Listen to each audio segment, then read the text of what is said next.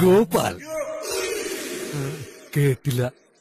ഇതാരോ വേറെ താഴിട്ട് പൂട്ടിയിരിക്കുക. അത് കാട്ടാപ്പിള്ളി പൂട്ടിയ പൂട്ടാ. തുറക്കുന്നവന്റെ കൈവെട്ടുന്നാ പറഞ്ഞിരിക്കുന്നേ.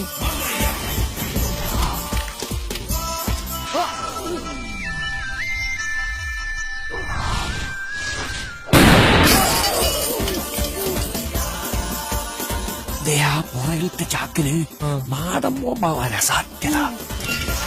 കാട്ടുപുളിനോട് ബേക്കും. മാറിക്കോ.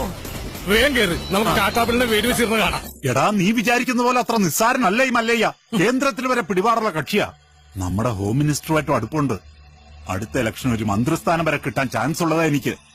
അതുകൊണ്ട് ഇനിയെങ്കിലും ഈ നാട്ടിൽ പ്രശ്നങ്ങൾ ഉണ്ടാക്കരുത്. ചെറിയച്ഛൻ രാഷ്ട്രീയക്കാരനായതുകൊണ്ട് കാര്യങ്ങളൊക്കെ പെട്ടെന്നങ്ങ് മറക്കും. എന്റെ അച്ഛൻ കാറ് മറിഞ്ഞ് മരിച്ചതൊന്നുമല്ല, ഈ മല്ലഞ്ചറക്കാർ കൊന്നതാ. അതിനൊന്നും യാതൊരു തെളിവില്ലല്ലോ. ആ, തെളിവില്ലാതെ കാര്യങ്ങളൊക്കെ ചെയ്യാൻ എനിക്കും അറിയാം. മല്ലഞ്ചറക്കാരെ സഹായിക്കുന്നവൻ ആരായിരുന്നാലും ശരി, അവൻ എന്റെ ശത്രുവാ.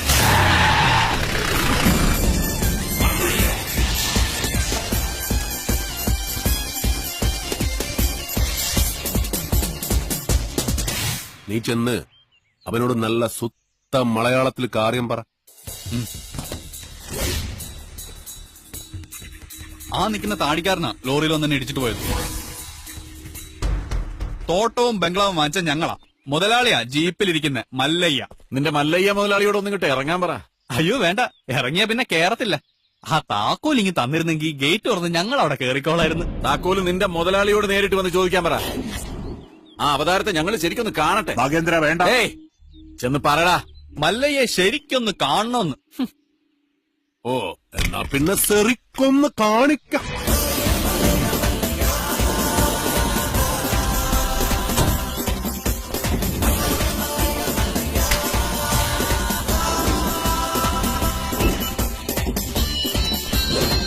വീട് വാങ്ങിക്കുന്നതിന് മുൻപേ അറിഞ്ഞു ഇവിടെ ചില കാട്ടുപെണ്ണുകളുടെ ശല്യമുണ്ടെന്ന്.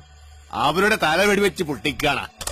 ഇതിത്തിരി കുഴപ്പം പിടിച്ച നാടാണെന്നും ഇങ്ങോട്ട് വരരുതെന്നും ഞാൻ പറഞ്ഞിരുന്നു. അങ്ങനെ പറഞ്ഞതുകൊണ്ടാണല്ലോ ഞാൻ വന്നത്. വാങ്ങിച്ച വില അങ്ങ് തന്നേക്കാം.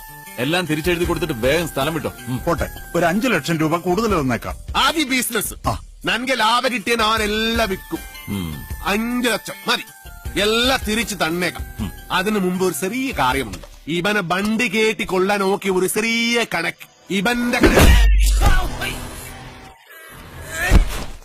വേണ്ട, കാര്യമാക്കണ്ട. തിരിച്ചെഴുതി തരാന്ന് പറഞ്ഞല്ലോ, അടങ്ങ്. വിട്ടേക്ക്. തുടക്കം മുതൽ കാണാൻ പറ്റിയില്ല. ഒരു ചെറിയ കാര്യം കൂടി ബാക്കിയുണ്ട്, അതുകൂടി ചെയ്തേക്കാം. എന്താ വേറെ ആരെന്നെ വീഡിയോ കമ്മുണ്ടോ?